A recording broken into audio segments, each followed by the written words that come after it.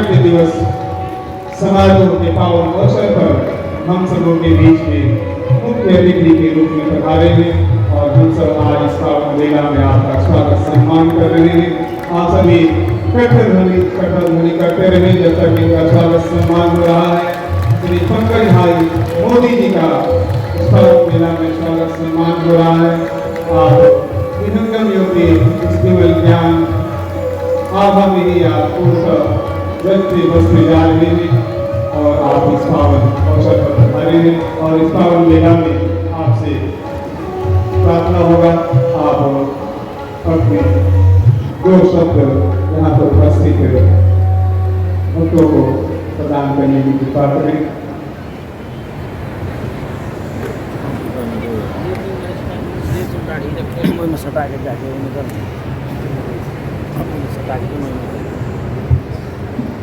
परम पूज्य सदगुरुदेव भगवान, परम पूज्य संत प्रभुजी महाराज, परम पूज्य माता जी, बड़ी संख्या में उपस्थित साधक माताएं बहनें, मेरे भाई, इस बार भी मेरा यहाँ आना एकदम आकस्मिक ही हुआ है। कल मैं गांधीनगर में कहीं जगह पर बैठा हुआ था, लगभग 4 बजे आश्रम से फोन आता है कि पंकज स्वामी जी आपको याद करते हैं, कार्यक्रम है, तो यदि अनुकूल का है तो आप आ जाइए। एक छोटा सा संदेश मुझे कल 4 बजे मिलता है। दूसरी तरफ में मेरा एक स्वभाव है कि मैं यात्रा स्थलों में घूमता रहता हूँ, यात्रा करता रहता हूँ। पिछले हफ्ते मैं कैलाश की यात्रा करके वापस आया तो मैंने एक संकल्प ले लिया था कि कुछ दिन के लिए भी यात्रा पर नहीं जाना है, घर में रहते हैं, परिवार के साथ रहते हैं। ऐसे मनोमन अपने संकल्प लिया था। तो कल ही फोन आ जाता है, स्वामी जी का फोन आता है। मैंने फटाक से बोल दिया कि हाँ मैं आ रहा हूँ, तो कुछ ही घंटों में आपके बीच में उपस्थित हो गया। मेरी दृष्टि कोई सामान्य घटना नहीं है, असामान्य घटना है। सदगुरुदेव भगवान में, उनके संकल्प में एक आध्यात्मिक ऊर्जा है, एक आध्यात्मिक ताकत है तो आपको बल देती है, आपको प्रेरणा देती है, कुछ नया करने का जज्बा देती है। तो धीरे धीरे मैं भी ये समझ पा रहा हूँ भगवान कि मैं भी ये साधकों की श्रृंखला में मैं भी जुड़ गया हूँ। मैं अंतिम छोर का व्यक्ति हूँ, लेकिन जुड़ गया हूँ, ये हकीकत है।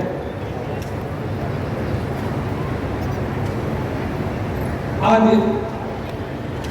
आदि गुरु कबीर भगवान का प्राकट्य दिन है। हम अपने घर में बच्चों का जन्मदिन मनाते हैं, मंदिर निर्माण करते हैं तो उसका पाठोत्सव मनाते हैं। ये सब दिन तो मनाते, इसके पीछे उद्देश्य ये है हम इसी में से, उनके गुणों में से कुछ ग्रहण करें, कुछ प्रेरणा लें, ताकि हमें बार बार हमारे मगज में ये बातें आती रहती है कि भगवान ने क्या कहा था, कबीर जी ने क्या कहा था, सदगुरुदेव भगवान ने क्या कह रहे हैं। तो हमें प्रत्येक क्षण परमात्मा के साथ जुड़े रहने के लिए एक माध्यम बनता है, एक महोत्सव, एक माध्यम। मैं अपने आप को आज पूछ रहा था कि आप लोग और मेरे बीच में क्या नाता है। आप तो कई पीढ़ियों से संस्था से जुड़े हैं, आश्रम से जुड़े, संतों से जुड़े, जबकि मैं तो पिछले कुछ सालों से आपके बीच में आ रहा हूँ। पिछले कुछ सालों से भगवान के मैंने शरण में आया हूँ, लेकिन इसके पीछे कुछ राज होना चाहिए। आज जब भगवान कबीर जी का प्राकट्य दिन है, तो मेरे में जो विचार आ रहा था कि आपके और मेरे बीच में क्या नाता है, क्या रिश्ता है, जिस नाता रिश्ते में आपके बीच में आता रहता है। आज मुझे वो जवाब मिल रहा है, मैं जो परंपरा से आ रहा हूँ वो स्वामी रामानंद परंपरा से आ रहा हूँ, और कबीर जी स्वामी रामानंद जी के जो प्रमुख शिष्य थे उसी में से एक थे। इस प्रकार से मेरी परंपरा, आपकी परंपरा इसी परंपरा से जुड़ जाती है जब एक ही मार्ग के एक ही रास्ते पर चलने वाले बंदे लोग हैं, तो परमात्मा ने मैं सही जगह पर मिलाया। इसलिए मुझे ज्यादा खुशी हुई। सबसे पहले तो मुझे आप सभी को बार बार प्रणाम करने का मन होता है, वंदन करने का मन होता है। तो कई कार्यक्रम में जाने का मुझे मौका मिला है, आध्यात्मिक कार्यक्रमों में गया हूँ, दूसरे संस्थाओं के फंक्शन में भी गया हूँ, लेकिन ऐसी डिसिप्लिन और कहीं मुझे देखने को नहीं मिली। मैं पिछले कई सालों से यहाँ आता हूँ,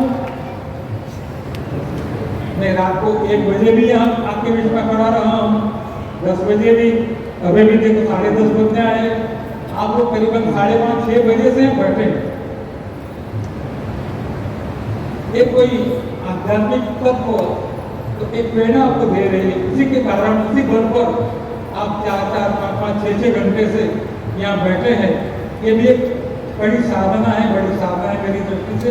इसलिए मैं आप सभी को मैं बार बार प्रणाम करता हूँ। जब आप लोगों में इतने डिसिप्लिन का दर्शन करता हूँ तो आप लोगों से कुछ मुझे अपेक्षा भी है। आप भी यहाँ आते रहते हैं, आप सबकी समय मर्यादा है, आर्थिक मर्यादा भी हो, लेकिन आप श्रद्धा से यहाँ आते हैं।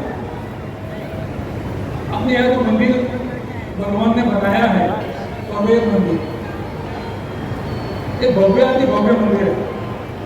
इसके सामने ताजमहल भी कुछ नहीं है। मैं कहीं जाता हूँ तो बार बार कहता हूँ कि ये मंदिर की तुलना में ताजमहल भी कुछ भी नहीं है।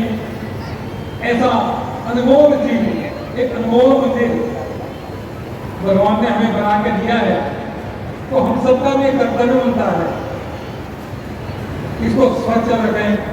यहाँ जो बाहर से यात्री आते हैं, क्योंकि बनारस से एक यात्रा का धाम है, हर रोज या हजारों लाखों यात्री लोग यहाँ आते हैं। तो जो लोग बनारस में आते हैं वो सब लोग यहाँ आते हैं, दूर दूर से आते हैं, देश विदेश से आ रहे हैं, उनको भी सही जानकारी मिलनी चाहिए। आप तो पुराने साधक लोग हैं, तो आप सबका कर्तव्य बनता है, जो भी मानस साधक आते हैं, जो भी दर्शनार्थी आते हैं, उसको मंदिर के विषय में, सर्ववेद के विषय में हम कुछ जानकारी दें, ज्ञान के विषय में जानकारी दें। हम एक छोटा सा ही कार्य करेंगे तो भी कहीं कदम आगे बढ़ जाएंगे। मुझे श्रद्धा है कि आप सब लोग इसी दिशा में चिंतन करेंगे, मनन करेंगे, और कुछ समय देना है, पैसे खर्च करने नहीं। आप लोगों ने स्वामीनारायण संप्रदाय का अक्षरधाम है, दिल्ली में भी है, गुजरात गांधीनगर में भी है। एक बार देखने जाना, वहाँ एक भी पगारदार कर्मचारी नहीं है, किसी को तनख्वाह नहीं देते हैं, और सैकड़ों हजारों कार्यकर्ता वहाँ सेवा देते हैं, सब सेवक है, पूर्ण रूप से समर्पित है। कोई एक हम दिन तय कर लेते कि सोमवार को ही जाएगा, मंगलवार को ही जाएगा, बुधवार को ही जाएगा। इस प्रकार से आप लोग भी एक ऐसी टोली बना लो, हर दिन कुछ संख्या में यहाँ उपस्थित हो, यहाँ सेवा करें, तो आप देखते जाएंगे तो अपना जो सर्ववेद मंदिर है, इसकी ख्याति देश विदेश में कुछ ही दिनों में पहुंच जाएगी। अभी मुझे परम पूज्य गुरुजी ने बताया कि अपने भारत के दूसरा एक बड़ा संप्रदाय है, वो संप्रदाय के वरिष्ठ लोग प्रधानमंत्री जी को मिलने गए, बताया कि सर हम आपके मध्य क्षेत्र वाराणसी में जा रहे हैं दर्शन करने के लिए।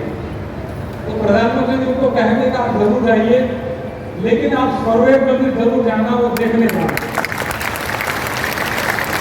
जब प्रधानमंत्री के जैसे व्यक्ति किसी एक बड़े संप्रदाय के एक बड़े व्यक्ति को सिफारिश करते हैं कि आप स्वर्ग मंदिर देखने जरूर जाना, तो आप कल्पना कर सकते हैं कि हमारा मंदिर क्या है। फिर से आप लोगों ने इस प्रकार मेरे यहाँ स्वागत सम्मान किया, इसलिए मैं आप सभी का तहे दिल से धन्यवाद अदा करता हूँ। फिर से आप सबके चरणों में बार बार कोटि कोटि प्रणाम करता हूँ। सदगुरुदेव भगवान के, संत प्रवर भगवान के चरणों में भी मेरे कोटि प्रणाम है। धन्यवाद। सभी आप सभी आज के मुख्य अतिथि श्री पंकज भाई मोदी जी हृदय की भावनाओं का जो श्रवण कर रहे थे और